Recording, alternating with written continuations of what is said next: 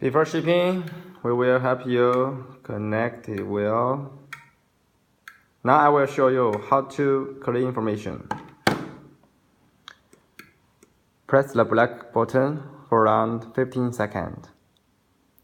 When the blue light turns off, clear information finish.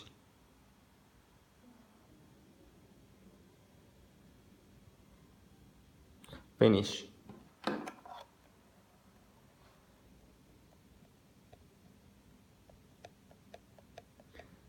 Now show you how to run information.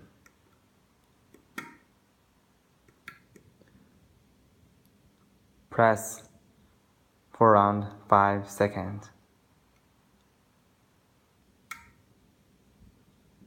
Then finish. It can also control more than one light.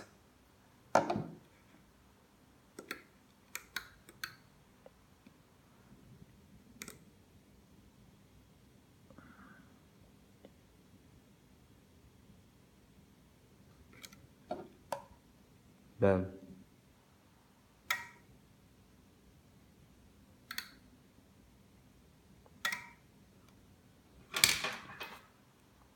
Now I will show you.